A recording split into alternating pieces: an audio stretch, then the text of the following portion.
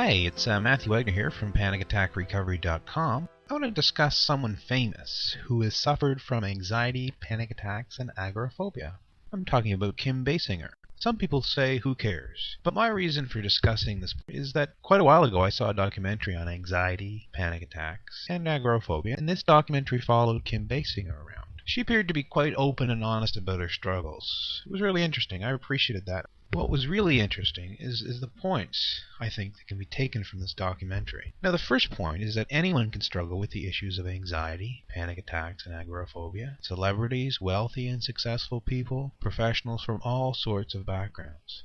You may be thinking, okay, anxiety, panic attacks means I can't function. No, not at all. Look at all these people that have these things and continue to move forward. But additionally, I really think you can get much better if you work through the activities and suggestions in my newsletter. And you're proactive and you work with your therapist, you work with other professionals. See, I make suggestions in my newsletter, but I talk about fundamentals and principles, such as consistency and follow through with your actions and always being proactive, being resilient. Incorporating these things into your approaches. So what I'm saying is, there are people that suffer with these things and they live relatively normal lives, but I'm saying I think you can get better. A second point, though, from this documentary is, look at what Kim Basinger has accomplished despite her struggles. Often people who struggle with anxiety think that life can only be so good. And this is what I was really getting at. In other words, there's only so much that they can accomplish. This limited type of thinking, of course, makes anyone more anxious. You recall me, no doubt, if you've listened to any of my podcasts or installments, I've mentioned the vicious circle of anxiety.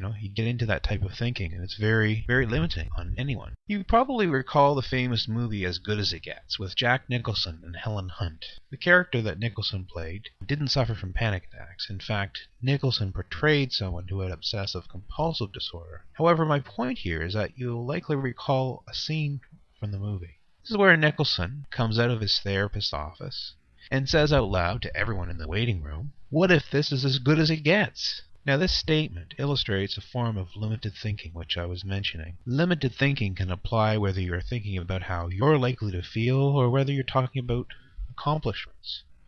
What I'm really saying here is that the fact that you must recognize is that this type of limiting keeps you stuck. Throughout my newsletter, I've worked on various anxiety-producing thoughts utilizing cognitive behavioral therapy. The process is locating the cognitive distortions and then substituting healthier thoughts and realistic thoughts in their place.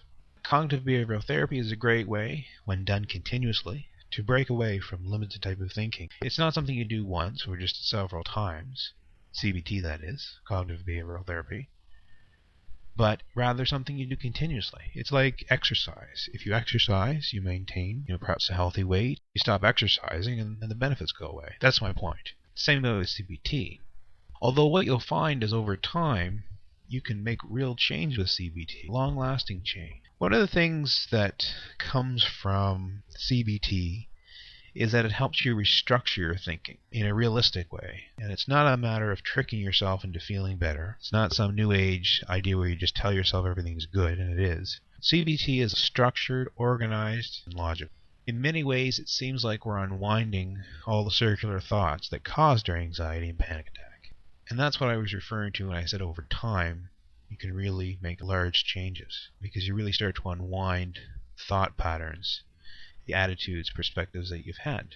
But getting back to Kim Basinger, I want to make another useful point, and that is the key to really getting better is similar to what Kim Basinger does when she produces great work or gets in front of a large audience. And this is any actor. Kim and other actors fully immerse themselves into the present situation. This immersion prevents the actors from being distracted by their anxiety. Here's what I consider the biggest point to take away from all of this. The immersion at first does not feel natural. You will resist going out of your comfort zone. So in other words, let's say that you're interacting with a bunch of people at a social gathering, party, whatever, but your anxiety is sort of nagging at you. But instead, if you really listen to what people are saying and talk to them and you're relaxed and you won't even pay attention to your anxiety. That's the key here. The key is really that your attention has to go on one thing or the other. It goes on your anxiety or it goes on the conversation. You ever notice if you're distracted when someone is talking to you that you haven't really heard a word they said or haven't heard enough to keep up with the conversation? But if you really listen and immerse yourselves, you've heard the conversation, but also you haven't been anxious because you've been focused on what the person is saying. And that's what the actors are doing. They're focusing on their lines and they get in front of a crowd. They're not focused on their anxiety. The ironic thing here is, as I said, you're probably going out of your comfort zone, because your comfort zone is to sort of obsess about your own thoughts, and not really focus on others when you're at a gathering. And that's really why you're so anxious, as I've said. The irony, though, is that your perceived comfort zone is in itself a form of limited thinking pattern, which keeps you stuck. So now you know the problem, but what do? Well, although at first you will feel much resistance to reframing your thinking with CBT, this reframing and immersion in a place outside of your comfort zone is the way out. If you can take some time to really ponder the points that I've suggested, if you've been listening to my podcast, you can listen to more of them. Get my newsletter, you go back and you reread them. Just like anything, you don't necessarily get all the benefits right away. It's always good to go back and reread something. But I would suggest that you really listen to the podcast, or go back to the newsletter, or look at my website. Really write down the key points from your perspective. For more information on panic attack recovery from agoraphobia and anxiety, please visit my website at panicattackrecovery.com and sign up for my free and continuous newsletter. Thank you.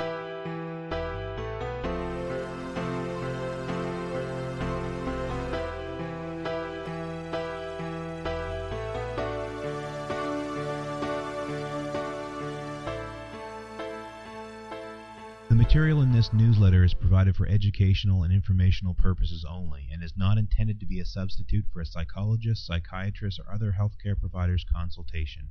Please consult a psychologist, psychiatrist, or appropriate healthcare provider about the applicability of any opinions or recommendations with respect to your own panic attacks, anxiety, and agoraphobia, or any other symptom or condition.